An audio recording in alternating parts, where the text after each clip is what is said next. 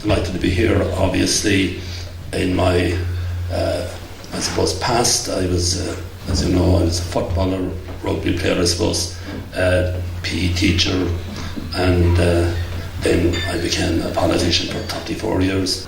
So one of, I suppose, the challenges I was offered since then was taking over the Kerry Sports Partnership as chairperson.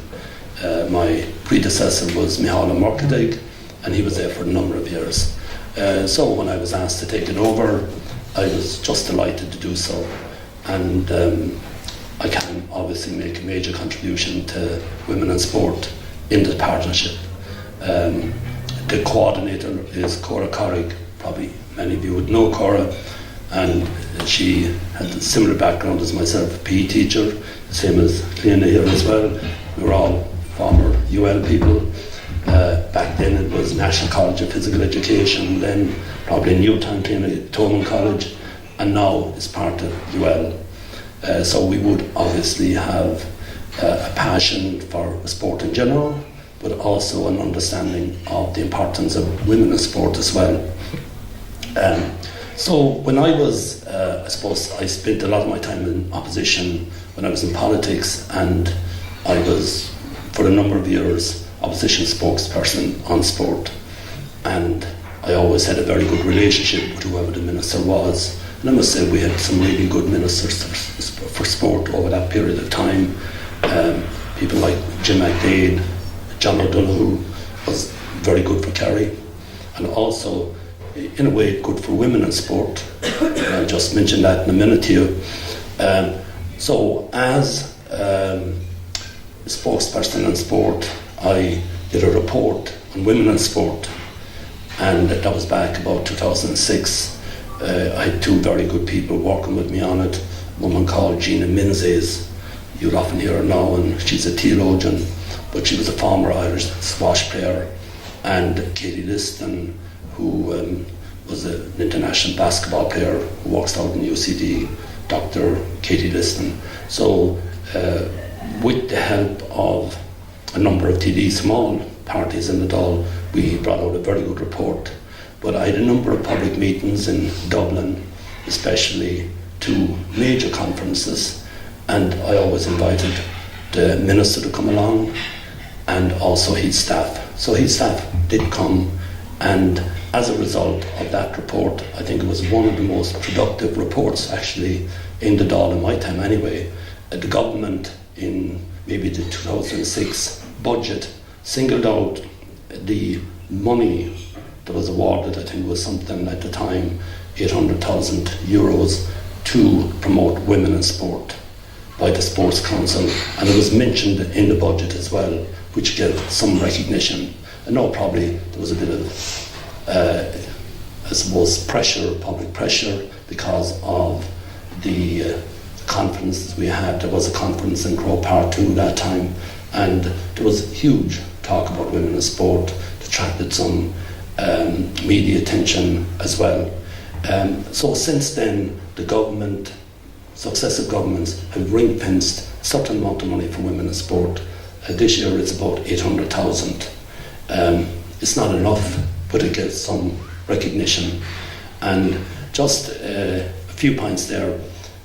Recently there was a bit of a, I suppose, dispute, or there was discussion, controversy, call it what you like, when Patrick Donovan, the minister, is from Newcastle West, who was a regular visitor actually to Ballybunion, said that at least 1/3 of the administrative staff of all the NGBs should be women.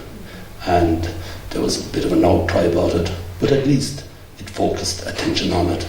And there was a survey done recently by the Irish Sports Council, and it showed that only 10% of all the, or 10 out of 60 of the national sporting bodies, associations, would have a complement of women in their administrative structure. So there's a huge deficit there that must be addressed in the future. Also, the whole thing with coverage in the media, and that's what we're doing here today. You have elite sport, and then you have mass sports participation. And at mass participation level, media, national media level, doesn't matter really that much. Now, it can stimulate people to go out and participate, but it's not the most important thing. People are motivated not by seeing their photographs in the paper, it's just their own personal health. But certainly at elite sports level, it is very important, media coverage, because if you don't get the media coverage, you won't get the sponsorship. Sponsors will follow those who get coverage, who are trending at a particular time, and that's true of all facets of life. And that's why people like Lidl and Aldi and Tesco and SuperValu, why they all take out pages in the papers, as we see every weekend, because they get a return from it. It's the same in sport. If teams or individuals are not getting publicity, then they won't attract a sponsor. And that particular report we did, I remember DCU had carried out research over a period of time, and I got an intern just to watch and monitor the papers for a month. Now this has gone back 10 years, and only 98% of the images were of men and 2% back then were of women. But it hasn't changed really. And I brought two papers today, and I'm not singling out any papers, but I brought the Times and the Independent.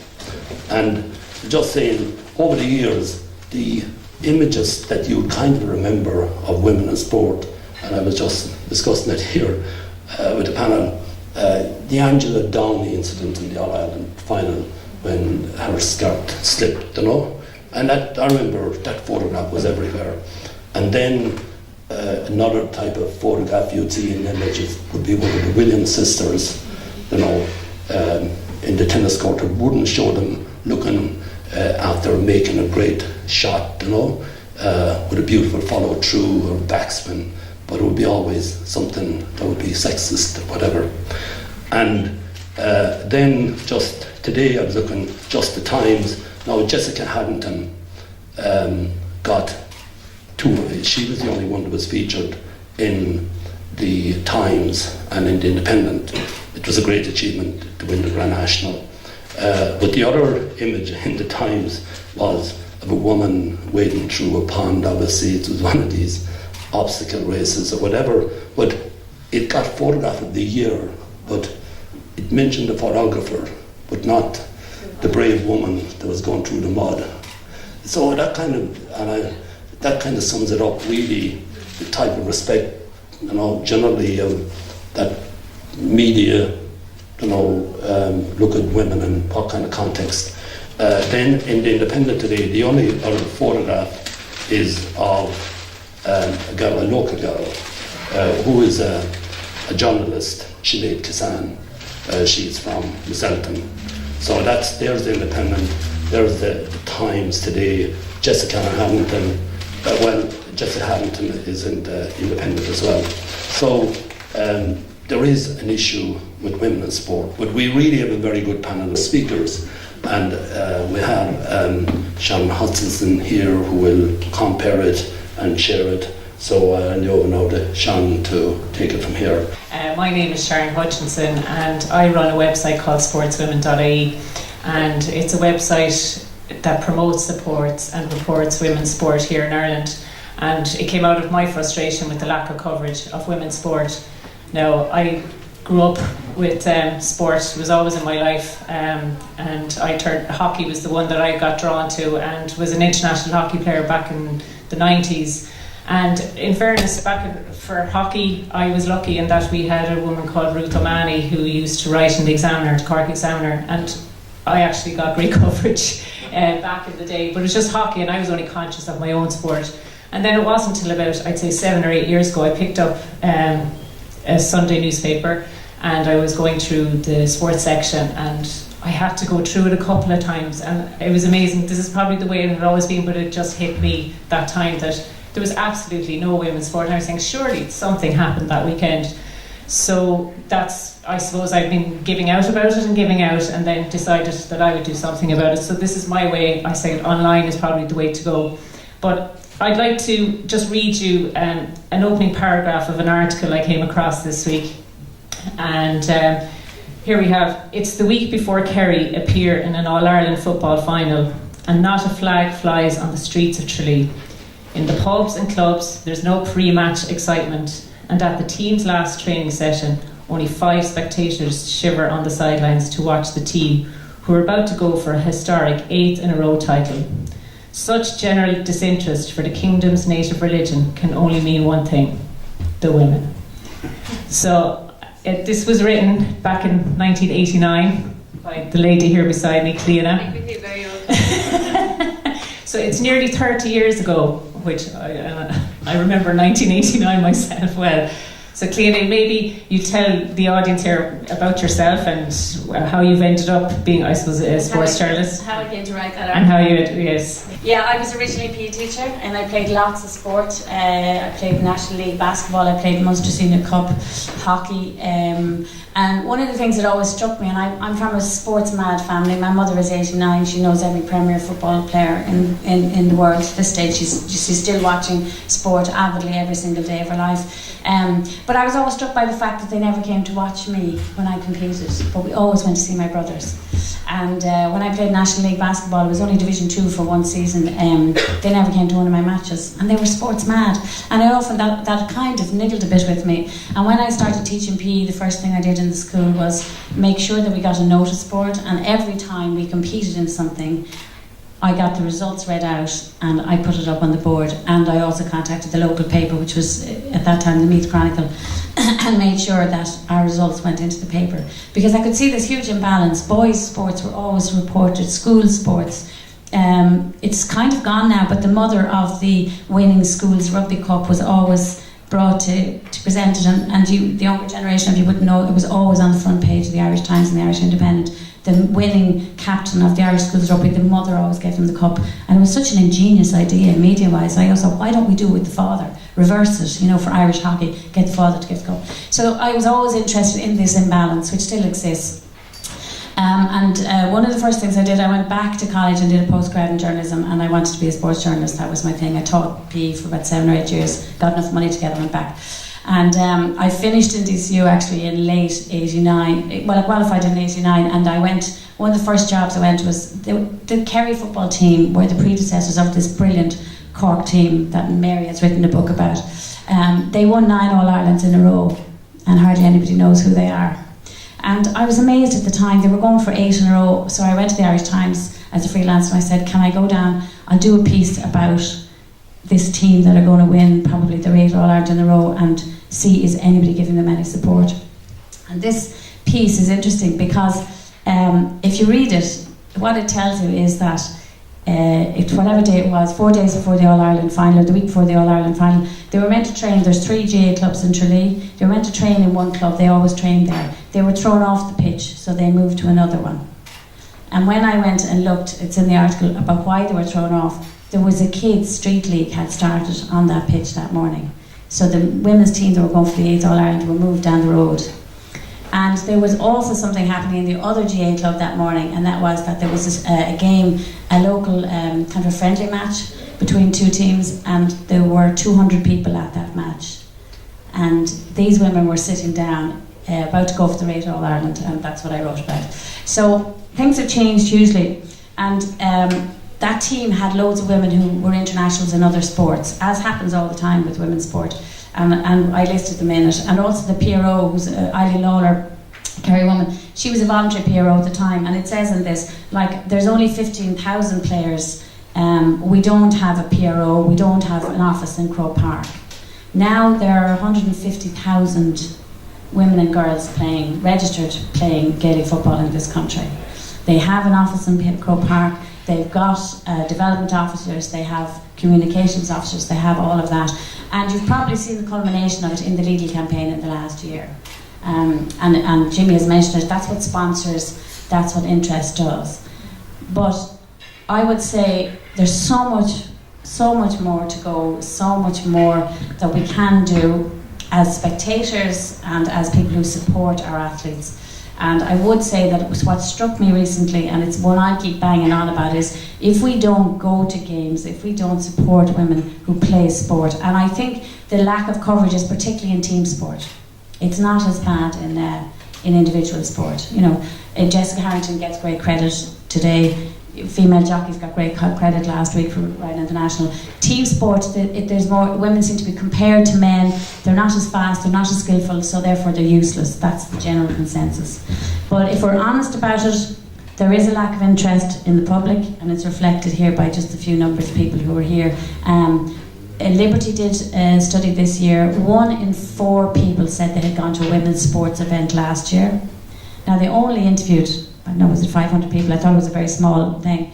And then they ran an online poll afterwards and said, how many of you will go to a women's sport event in 2017? And they said it was 1 in 4 as well. So that's 25%, which is very little. So all of those issues are things maybe that we'll touch on. I think it's improved a lot since this day in 1989 when there was literally not a flag flying in Tralee for that women's team that were going for 8 in a row. Mary Jo Curran, and they are legends of the game. They were the breech corkeries before that time. So things have improved, but there's an awful lot to do. What do you think, you've been in the business now, sports journalism, for over 15, 16 years now, and when did you think things started to change a bit, and what things happened to make that change? Okay. Do you think? I suppose my own background is I started out as a player. So I was playing with Cork Juniors and the Cork Seniors back in the day, and I was kind of very disappointed with the lack of coverage. So at age 22, I said, okay, I'm going to become PRO. I'm going to make a difference, and I suppose try and make something happen. As it transpired, I got a phone call from the editor of the Evening Echo at the time, because he'd heard that I had done a players' survey with inter-county players, and he had been attending the Senior Ladies Football All-Ireland Club Final, in which Juliet Murphy was playing with Dunamore. And he was interviewing her after the match, and he said to her, oh, how many of the players, of Dunamore players, play with Cork? And she said, oh, none of us. And he said, okay, hang on a second. You're winning Club All-Ireland and none of you are playing with Cork. So Juliet said, okay, you need to ring Mary White, she's done the players' survey. The players weren't happy at the time. So he rang me and I gave him my opinion. I was very diplomatic at the time, I was 22. And I got off the phone from him and I said, okay, hang on a second, I need to write down on paper what I just said to this guy on the phone, because something's going to appear in the paper. And I wrote the letter and I handed it into the Irish Examiner Evening Echo office in Cork City. And within 20 minutes I had a phone call from Liam Horn, and he said, would you be interested in writing a ladies football column? So I did. I worked a full-time job, and for 16 years I freelanced in covering ladies sport in my own time. 2 years ago I was approached to write a book about the Cork ladies footballers who were going for their 9th All-Ireland title in 10 years. And I left my full-time job to write that book. I had 6 months to write that book. But again, I knew it was an incredible story that needed to be done. And I know you asked me the moments that I think changed how women's sport has actually, got more coverage. In September 2014, you might remember the greatest comeback ever witnessed in Croke Park when the Cork ladies footballers took on Dublin. They were 10 points down with 16 minutes to go. And the amount of people who turned off the television, presuming that Dublin were going to win that day, is incredible, because Cork came back, they scored 11 unanswered points and they won by a point. And with it they won their 9th All-Ireland title.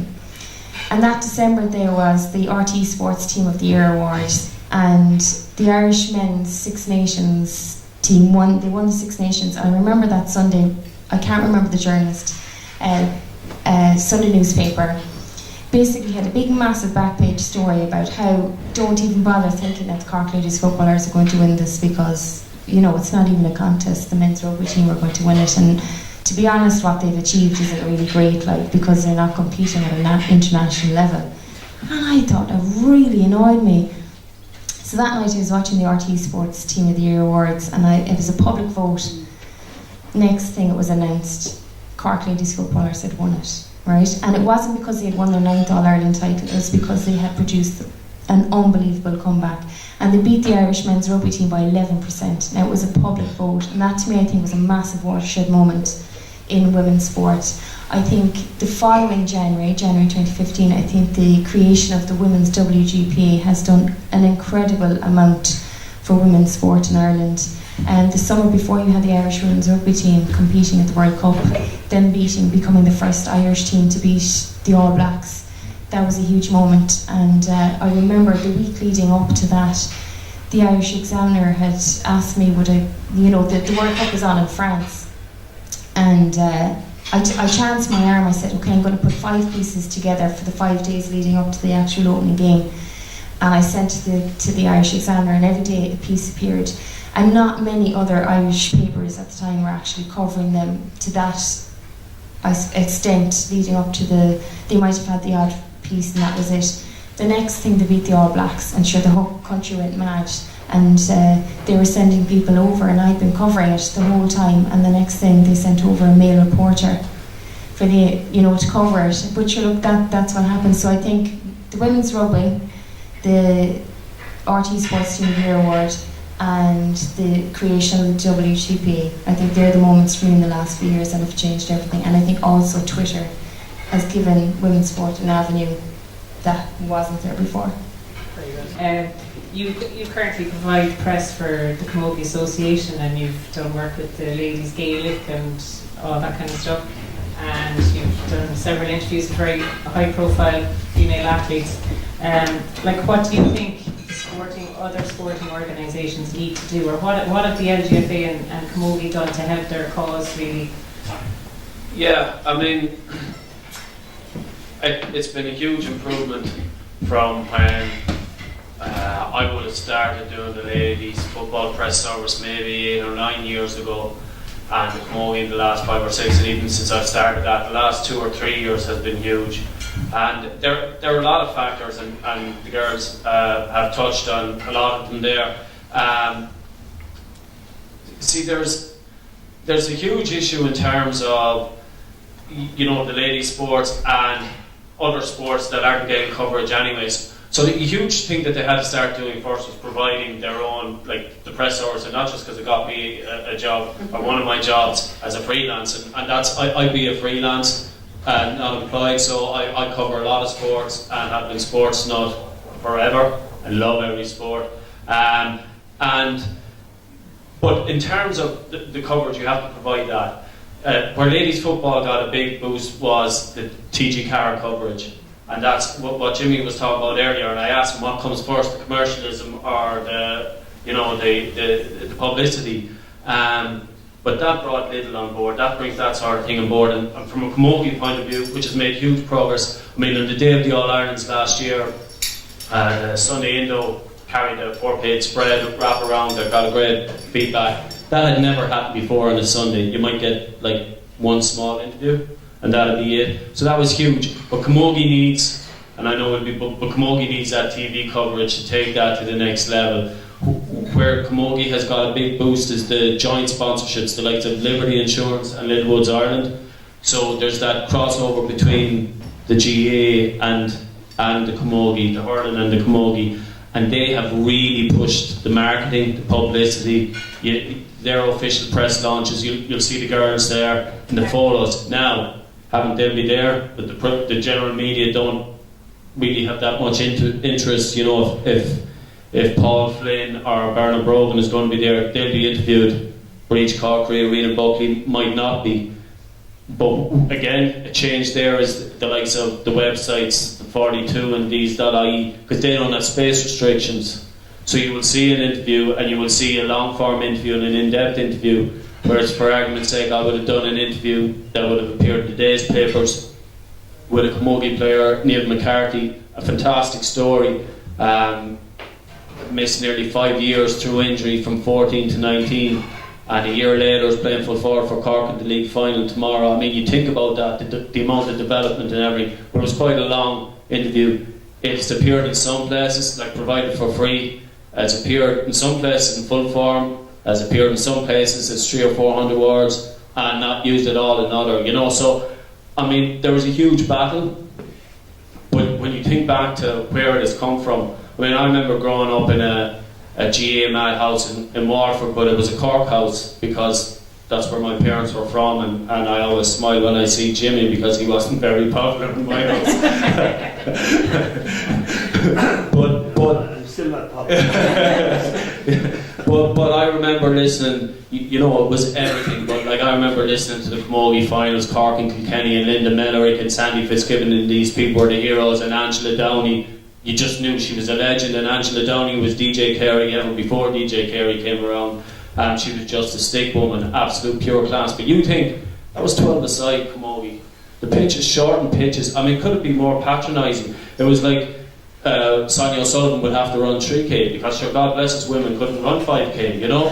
I read during the week, Catherine Menzies ran in the Boston Marathon 50 years after running in it. There were 12,000 women ran in the Boston Marathon this year. 50 years ago, she was the first. And men ran out and attacked her.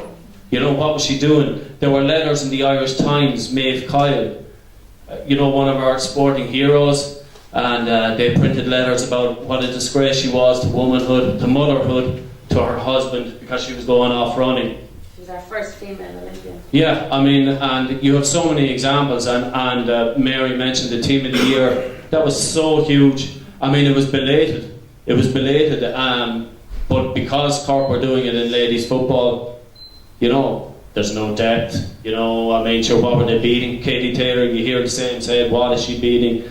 I know from covering as a regional sports editor, teams winning on All-Irelands, and they'd be saying, what are you giving it that coverage for? And you'd be getting a bit of a nod and a wink. I was a bit younger then, but they'd be wondering what your motives were, you know? I mean, the motives were they were winning All-Irelands in a county that weren't doing much, but you'd be going up an All-Ireland final day, and maybe the county men's final is on the same day. I mean, so these things are still happening, so there's been huge improvement, but my God, there's such a long way to go, and I know we'll be talking about there's a lot of things that can happen, but there is such a long way to go, but it is getting there, and I guess it probably mirrors society in a lot of ways, but then sport can maybe help that thing drive on, can't it? Here beside me I have Una Britton, and Una is a PhD student up in DCU, and Una, I'd be very interested to hear, well, first a bit about yourself and also some of the research that you're doing, and I know you do take some lectures as well with in the sociology of sport, so I'd be interested to hear your take on it as well. Yeah, so I suppose I started off my research in GCU looking at how physical activity behaviours kind of drop, particularly at adolescence. And I started off looking at, because there's such a big drop in female participation, and then I kind of broadened out my research because there's a huge drop in general in physical activity participation, but it's kind of more drastic in females. So a recent study that looked at health behaviours in school-age children found that at age 9, 45% of boys and 33% of girls get their guideline physical activity level, so 60 minutes a day. But at age 15 in girls it's dropped to 9% compared to 25% in boys. So there's a huge drop for adolescents, both male and female, but it's just, I suppose it's more drastic with females. And then the sociology end of it kind of tied in, because I suppose I was trying to look at the barriers to participation for both males and females. And I suppose from the sociology end of things, a huge barrier that is reported in the research for girls is gender stereotyping. So at a certain age in adolescence, there's kind of particular stereotypes of what a girl is meant to act like, and a lot of the time that doesn't really tie in with participating in sport. But when you look at actually the pattern in drop-off, it's a lot more team sports than individual sports, where the difference is the gender difference.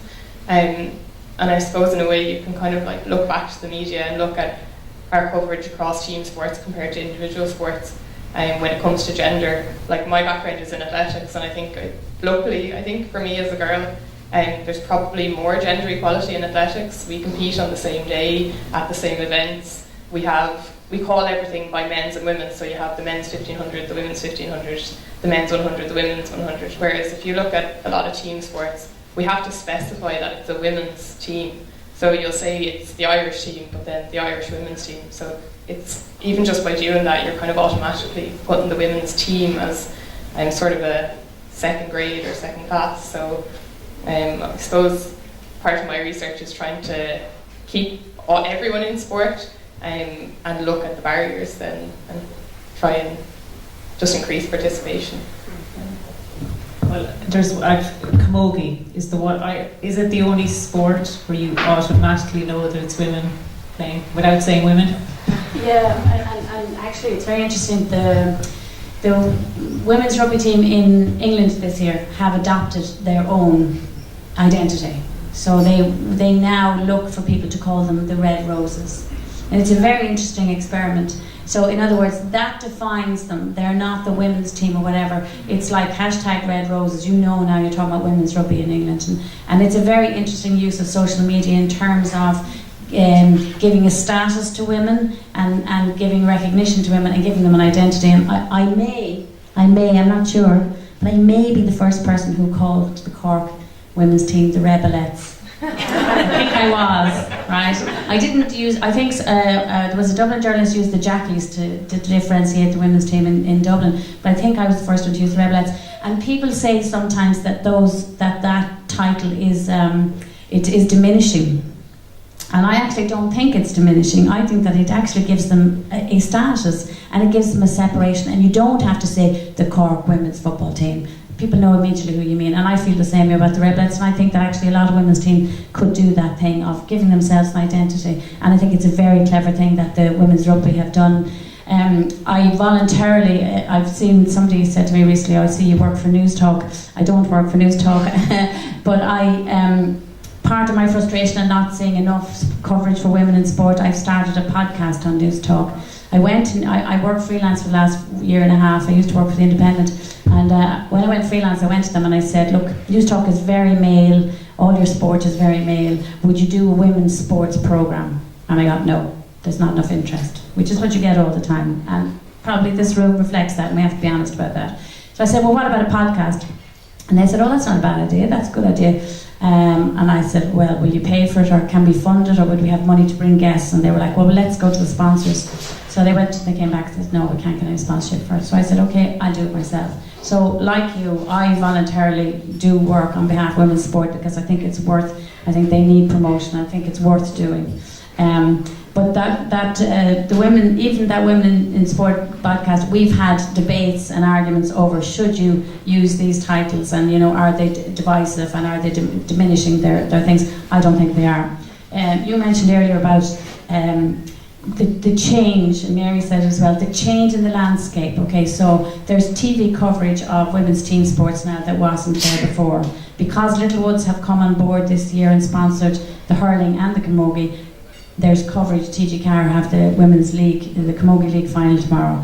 The national in England today and next Thursday, you can follow the women's FA Cup semi-finals online. These are things you couldn't do before, and you certainly couldn't do them 28 or even 15 years ago. So social media has created websites. Sports own organisations and their own social media has created ways for us to see women more, and this is the old feminist adage, if you can't see it, you can't be it. How can these little girls continue to stay in sport if they don't have people they'd like to ape and follow? And Una was doing herself down. Una has run for Ireland, and her sister Fionnuala Britton is a very famous Irish runner as well. She comes from a family of really top class athletes. So, and she's right, it doesn't, like, Fionnuala has always got the coverage she deserved when she did things, because it's not as prominent. This imbalance isn't there in individual sports, it's in team sports, I think, more. And I've advocated, and I know both of you have as well, that women have to be more proactive in terms of promoting themselves, but now you have a tool. Now you have the tool of social media. So you can go into websites for sports, you can find coverage, you can find pictures, but I think there's a problem here. And it was mentioned in the earlier talks as well, this thing of an echo chamber. So now we have a generation, and I see younger women and men in this audience, who they don't get their information from mainstream old style news formats. They get it through Facebook or whatever. They follow things that they're interested in, okay? And that's how they get their news. The problem for women's sport is that if you only put the stuff out on your own website, or that's the only vehicle for it, it's great. There's space there now there wasn't there before with the newspapers. They could say, oh, we haven't got space to cover the women. Well, now there's space online to cover the women. But the problem is how do you get people to follow that and read that who actually aren't initially interested in women's sport? So it's not the salvation of everything. But Dara is right on that. Now there's room to get women's stories out there. I just think women have to be more creative in also getting those stories to people who don't traditionally follow it. And just on this one, we all saw the furore over the Irish women's, the soccer team, and how they were treated. People all over online, everybody screaming, going mad, everyone delighted to get up in a heap and get upset over it, as we all do on social media. But I went to the match. Now, they had a friendly match the following Monday, and I was at 2 o'clock on a Monday afternoon. What genius thought that one up? Probably a man. But, because they do their fixtures. But there were 1,300 people at it, and at least half of those were kids. So after all of that umbrage and upset for the treatment of the women's football, that's all that went to see it. So the challenge is there, I think, even in this new era where sports can disseminate their own information, they have websites and online, and they can do videos. How do you get it to the people who don't originally follow it, and how can you make them appreciate what women do? Yeah, I mean, you mentioned that it was the exact same at Camogie a couple of years ago with the famous coin toss controversy and the outrage. No, we do outrage very well, obviously, anyway, but I mean, it was incredible, and you just think if 0.01% of the people that made some contribution to that debate, and that is the step. I mean, and let's face it, this is where women need to help themselves, because you go to any of the GA matches and see all the women in the county jerseys and that never went to a ladies' football match or a camogie match. And why is that? Part of it is probably the role models, the heroes, giving the young girls that breach. That's happening now. But even Breach Corkery and Rena Buckley, what they were doing over 2 sports, over more than a decade. And it took last year maybe, 2 years ago maybe, before they finally started getting some mainstream. And it's because this perception that it's easier. But you want to talk about depth. Who's going to win the All-Ireland Football Championship? One of 2 or 3 teams. Who's going to win the All-Ireland Hurling Championship? One of 2 or 3 teams, 4 teams. That's elite sport, and the best are the best. And you have to put in that effort, and it takes time. And to do it 7 years in a row, 8 years, to win 10 of them, for God's sake, it's incredible for one player to come and do that and do the others and win. Is it 15 All-Ireland medals the girls have? We have 17. 17 All-Ireland. Senior All-Ireland medals, not counting their underage medals. It's phenomenal, and I just can't wait to see what Parky Queeve do in Cork to actually honour these players. Have they ever played there, Mary? They have. I'll be waiting, Mary. Never played there. Now, I will say this, I'm going to have my rant now. I've been a player, I've been a PRO, and I've worked in the media. And players are absolutely fantastic in promoting themselves. We could do a better job of it, but you look at the GPA, when the players are asked to do something, promote something, they'll do it. If Cliona Foley rings them up, no problem, they'll do an interview, there's never any issue. The media, it wrecks my head when I hear people giving out about the media. When I look at where we were, when there was no one giving anything, to where we are now, it's incredible. Obviously there's so much more to do. My problem and my issue is with the administrators on the ground. I don't think they're doing a good enough job. Now maybe they're not trained to do a good job. It annoys me when I hear, PROs are voluntary. I was a voluntary PRO. I have a full-time job, but I find the time to freelance and give players coverage or give the story. And I think that is something that really needs to change, and I think maybe it's something that's forgotten about, is the grassroots administrators, their role in all of this. And as I say, I just can't wait to see what happens with Parky Queeve.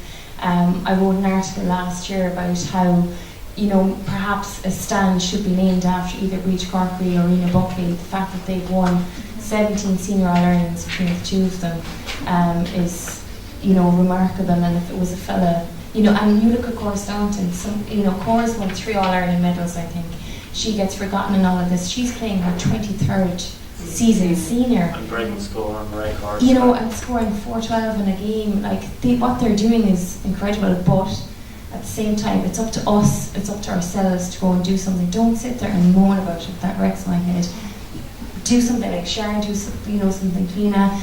Go in, do something different and make a difference. And I suppose that was a big motivating factor for me for writing the book on the Cork Ladies footballers. It was something that had never been done before. There was never a specific Irish sports book on an Irish sports team. Women's sports. No doubt that it is genuinely happening though, because I'm speaking now from my years, and I'd have loved to play football. I did it across country. But I live in Ballybunion Eustace now, and the field is absolutely full of ladies football teams every evening.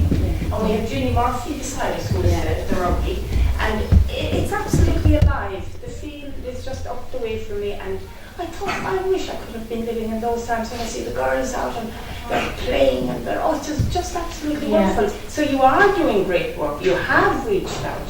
Now, it may not be here in this room tonight, but it genuinely is out in the football fields of Ireland because you have ladies there. I think it gives me such joy to see them. Yeah, it's.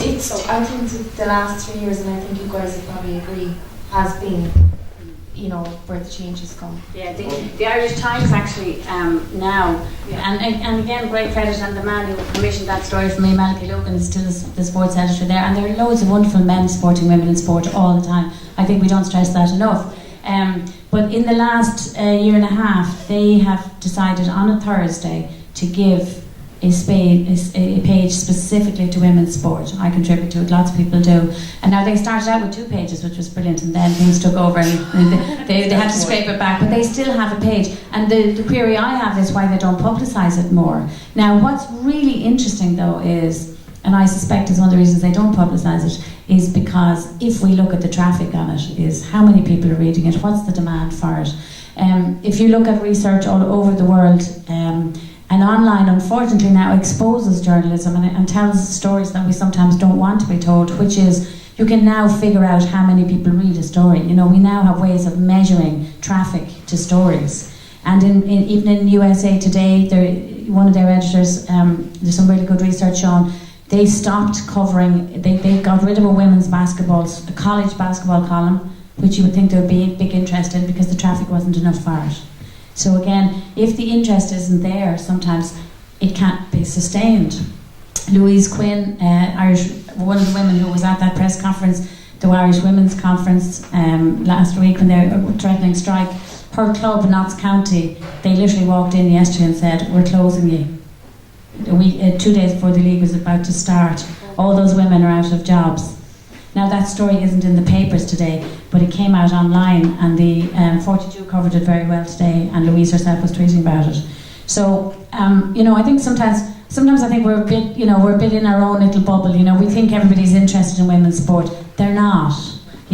But if really legitimate women's sports stories aren't being told, then we have to be creative and find new ways to tell them, and new ways to get new people interested in it, men and women, and boys and girls. I just think what that lady said about the crowds out in the pitches, the participation is huge. Ladies football, as we said, is the fastest growing sport, I think, in Ireland, isn't it? The participation in camogie, although, and what Una was saying, I know from coaching that fall off that is existing in ladies, but it is happening with the lads as well.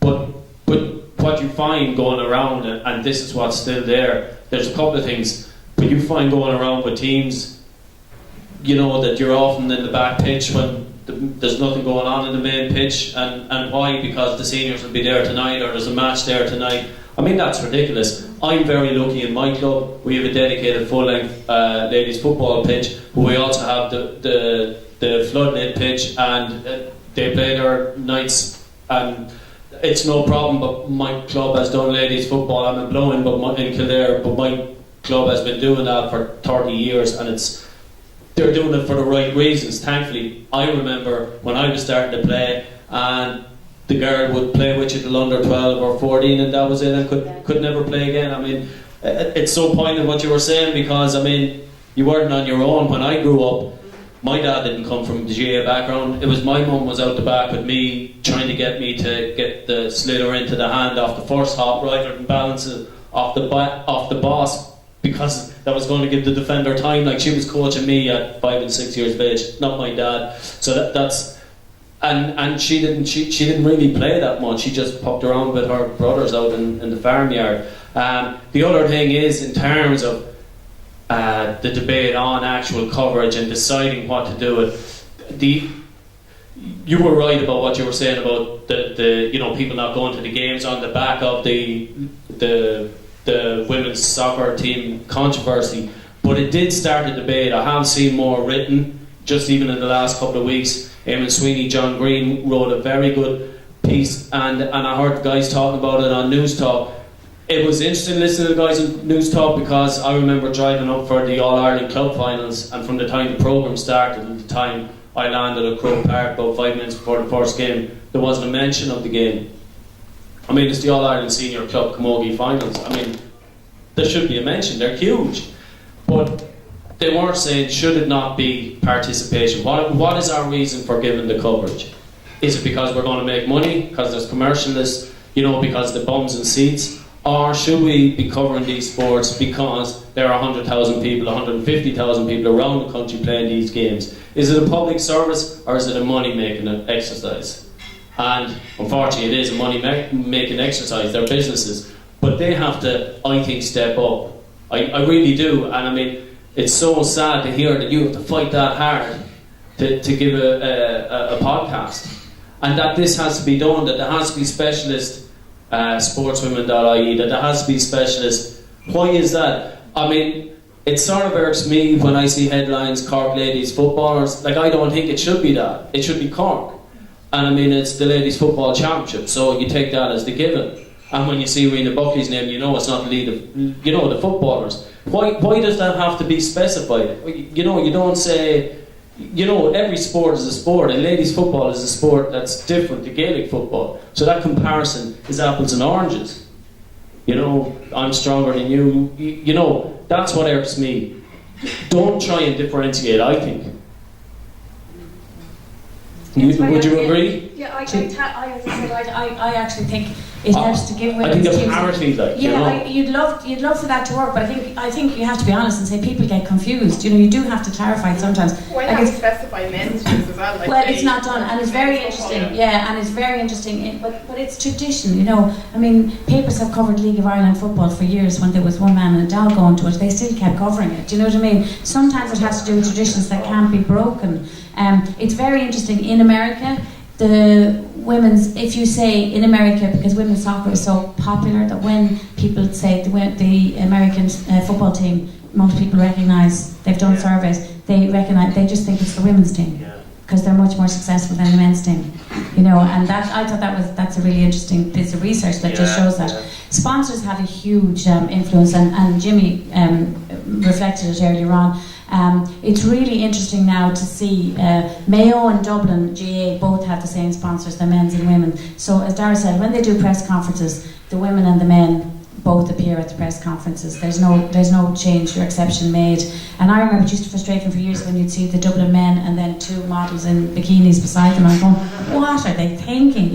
What century are we in? But that is changing, and it is being changed by sponsors.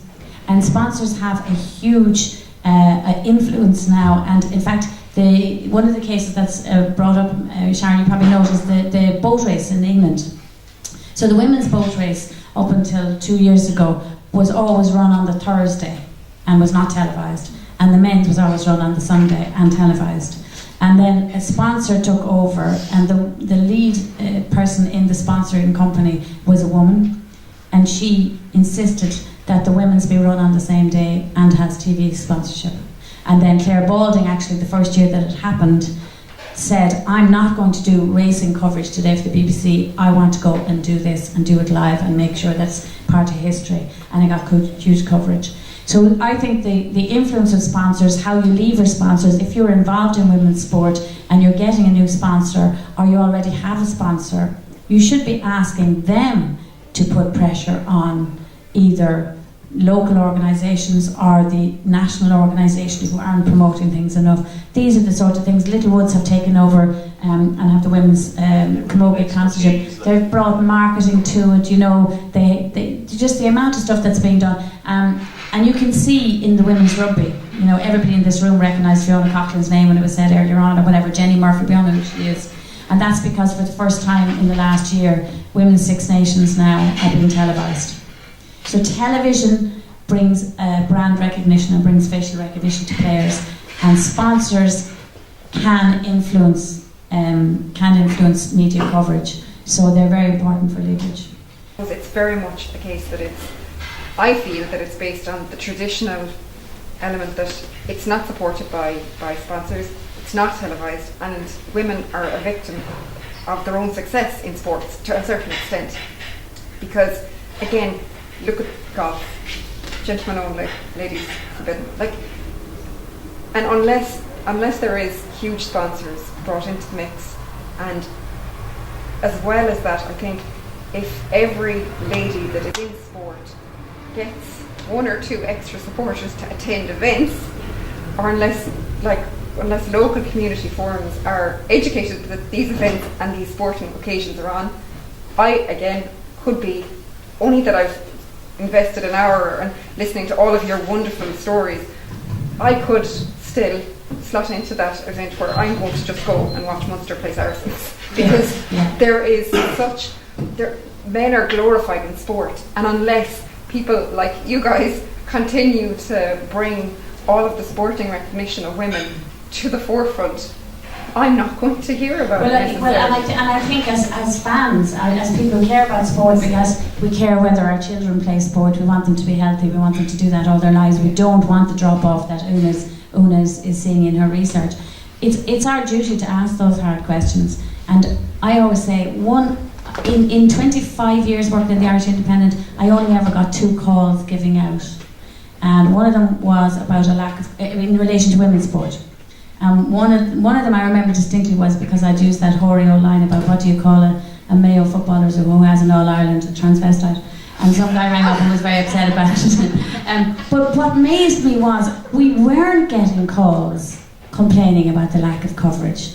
We weren't getting them from the governing bodies. We weren't getting them from the public. We weren't getting them. So I think, you know, we do need to ask, why aren't we complaining? Why aren't we asking more of our media? Why aren't we asking more of our organising bodies? The Women's Rugby World Cup is being hosted in Ireland this year, in Dublin this August.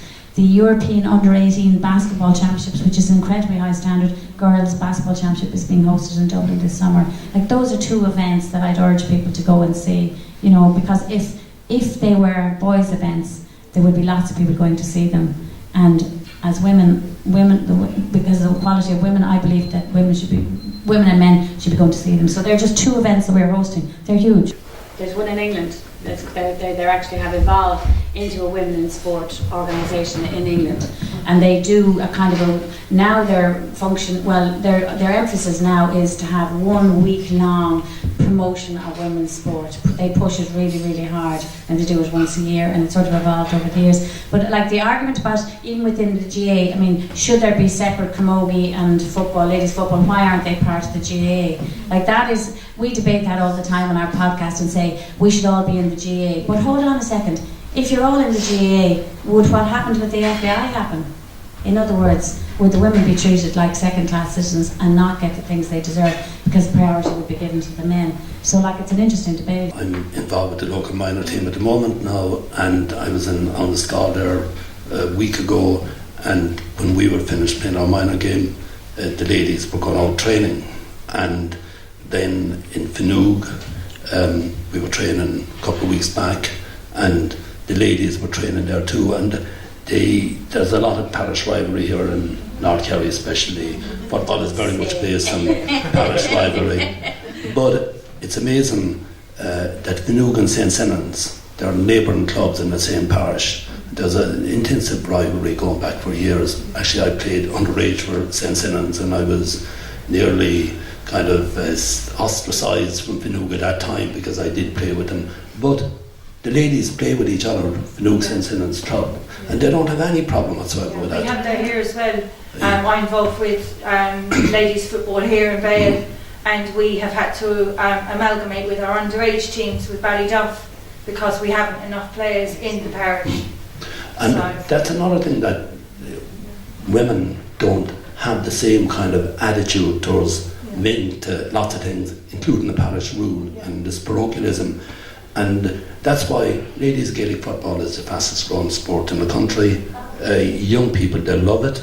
I was down in Fossa there just a few weeks ago. I was passing by, and I went to see them training in Fossa and Killarney, and my sister-in-law had her child there. She was only 6, and she was going off with her gear and all on, training, like in Fossa. There were about 50 youngsters there, and if you went up the Crokes of Legion, they'd be doing the same thing. So ladies Gaelic football is really very popular and making great progress, and internationally it is as well.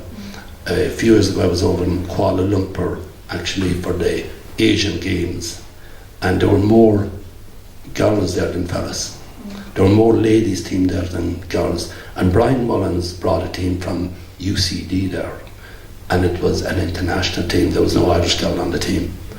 And even in America, a lot of people without Irish DNA in them, they play Gaelic football. They like the game. Gaelic football is a very popular game with women, because if you compare it to soccer, you don't have the same range of skills, the eye-hand coordination. Rugby is very physical for women. A lot of women like it, but it's a very physical game. Basketball is not a big outdoor game, so Gaelic football really has all the attributes of a very good game, and women play it very well. Personally, there are times when I would switch off. I wouldn't watch a championship game because men's Gaelic has gone so negative. But women's Gaelic, it's open, it's flowing. You have the same kind of clustering in it. It's just a better game and more enjoyable. So that's why I think ladies Gaelic football is a great opportunity.